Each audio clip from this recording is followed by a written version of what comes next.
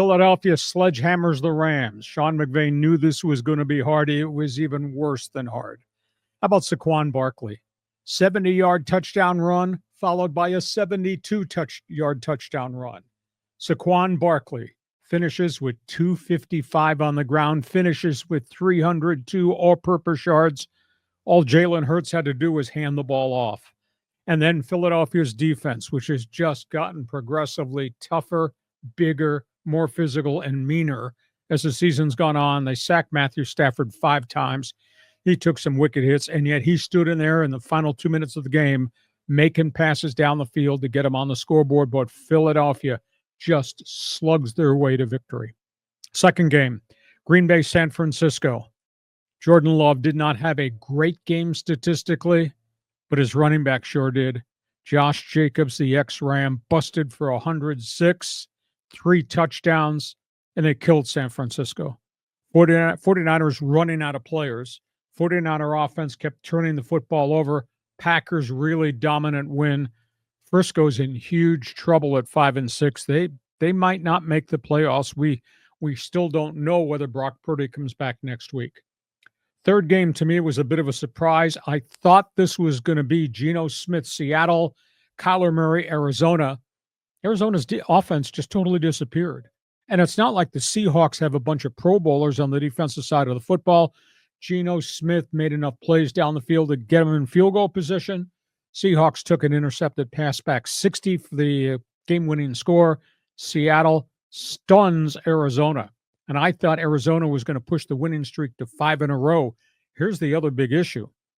Arizona had this hot spell to propel themselves back in the upper echelon of the NFC West. Arizona has 4 of 6 on the road. So this road, fighting for these playoff spots here as November flips into December, this is not going to be hard for them, or not easy for them. So, John, your thoughts on Saquon Barkley, the 49ers, and what the hell happened in Arizona? The NFC West is up for grabs. Upside down. It's amazing. I mean, so what is it? It's Seattle. Is it 6-5? I think. And are the Cardinals also 6-5, or are they 5-6? You know, it's just like a mishmash of them all. And the Rams were clawing their way back into it, but now the Rams are in a hole. Yeah, exactly. So I mean, it's a wild division. The Niners are not on top.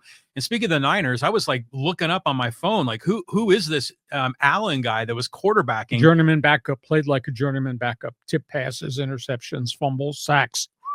He got whacked. Yeah, I mean, so that was a no contest there. But let's talk about Saquon Barkley for a minute, because when was he drafted?